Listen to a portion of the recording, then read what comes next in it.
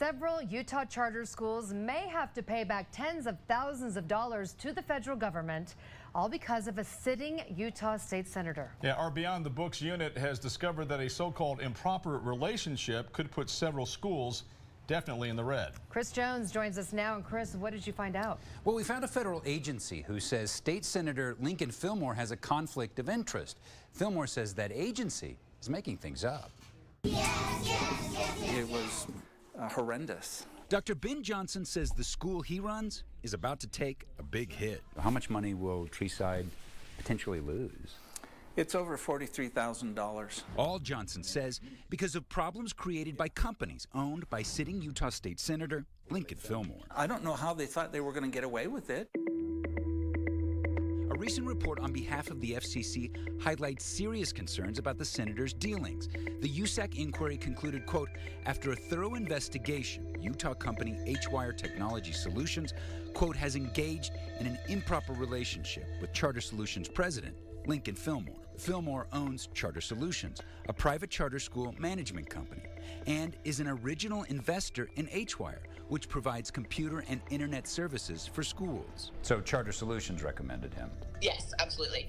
Dina Lundgren, who founded Treeside, says she had never heard of H-Wire until Fillmore told her what the company could do for her school. I had already kind of felt secure in H-Wire because Charter Solutions had introduced me and it was very convenient. USAC says because of Fillmore's involvement in both companies, H-Wire had an unfair advantage over other companies vying for Treeside's contract. The government agency here, USAC, is really making stuff up in an arbitrary and capricious manner, and that's really it's really harming Utah's public schools. Fillmore's Charter Solutions manages at least 22 public charter schools in Utah, and he says he and his companies followed all the government's rules and were completely transparent in all of their dealings, including with Lundgren. It felt to her that because of your influence as a state senator, Charter Solutions influence, that she was not being pushed in that direction, but sort of gently guided towards H-Wire. I'm glad to hear her say that she wasn't pushed in any direction. Fillmore says he didn't coax anyone and says he has taken great pains to make sure H-Wire and Charter Solutions have different managers, policies, employees, and offices. There's really a complete separation between the companies. But when we visited the H-Wire offices in Draper, there wasn't any physical separation at all.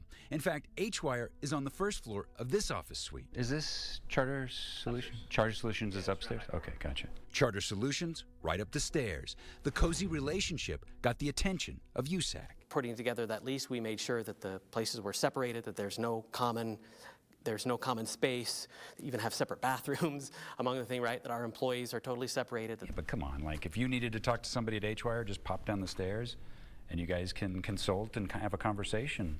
I mean, that's the problem, I think, that USAC found, and what also looked peculiar to us.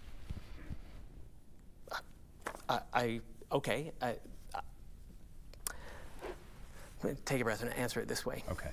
USAC has rules and guidance, right? And in establishing this, we were very careful to make sure that we followed every piece of guidance that they had, right? But USAC clearly disagrees and is now ordering Treeside Charter School, not Fillmore or his companies, to repay that FCC money, all $43,000. And Beyond the Books has confirmed that 4 other schools, also managed by Charter Solutions, may have to pay back money as well, more than $100,000 in all, because of that so-called improper relationship. It's important to note Fillmore is not your average state senator. And that way, the students at other He is on the powerful Senate Education Committee and the Public Education Appropriations Subcommittee, and he uses that influence to market to potential clients. Beyond the Books obtained this email, in which he brags to dozens of clients that, quote, I am an elected state senator in Utah. I have influence in state education policy that has impact on your schools. It is a type All of this, says Lundgren, moved her to hire H-Wire, even though H-Wire wasn't even the lowest bidder. Why did you end up firing Charter Solutions? Well, I think the number one thing is the lack of trust. Tonight, Dr. Johnson has fired Charter Solutions and can't understand why Fillmore doesn't just sell H-Wire and end all appearances of double dealing. It's become somewhat of a headache, I would think, for you. It's become a headache for Treeside. Is there any value, you think, with sort of like divesting from H-Wire and just saying, you know what, let's just separate this whole thing? You laugh a little bit. I laugh because you're right. It has been a headache. And for as much as we were very careful, we evaluated this with attorneys to make sure that things were going to be set up properly. Does it surprise you that they're now in trouble with the FCC? Doesn't surprise me at all.